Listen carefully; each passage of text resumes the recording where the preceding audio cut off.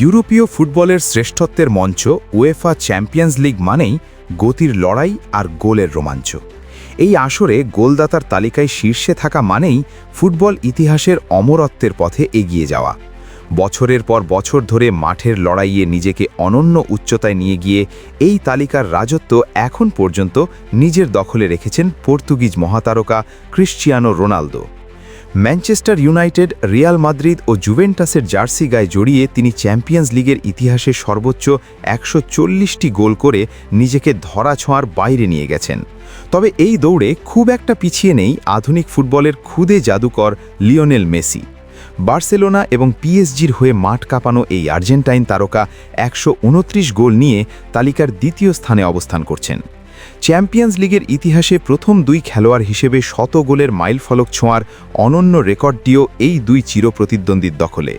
তবে একক কোনো ক্লাবের হয়ে সবচেয়ে বেশি গোলের কীর্তিতে রোনালদোকে ছাড়িয়ে গেছেন মেসি। বার্সেলোনার জার্সিতে তার করা ১২০টি গোল এখনও ফুটবল ইতিহাসের এক অমলিন রেকর্ড।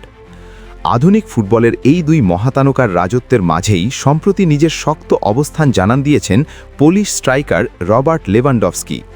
বরুশিয়া ডর্টমুন্ড ও বায়ার্ন মিউনিখের হয়ে গোল উৎসব করার পর বর্তমানে বার্সেলোনার হয়েও নিজের ছন্দ ধরে রেখেছেন তিনি। তৃতীয় খেলোয়াড় হিসেবে ১০০ গোলের অভিজাত ক্লাবের নাম লিখিয়ে তিনি এখন এককভাবে তালিকার তৃতীয় সেরা গোলদাতা। তার ঠিক নিচেই ৯০ গোল নিয়ে চতুর্থ স্থানে রয়েছেন ফরাসি তারকা করিম বেনজেমা এবং ৭১ গোল নিয়ে পঞ্চম স্থানে অবস্থান করছেন রিয়াল মাদ্রিদ কিংবদন্তি রাউল গনজালেস। পুরনো রেকর্ডগুলোর ভিড়ে অবশ্য বর্তমান সময়ের তরুণ তুর্কিদের পদধ্বনিও শোনা যাচ্ছে বেশ জোরালোভাবে। কিলিয়ান এমবাপ্পে এবং আর্লিং হাল্যান্ড যে অবিশ্বাস্য গতিতে গোল করে চলেছেন, তাতে খুব দ্রুতই সর্বকালের সেরাদের তালিকায় বড় ধরনের পরিবর্তন আসার জোরালো আভাস পাওয়া যাচ্ছে।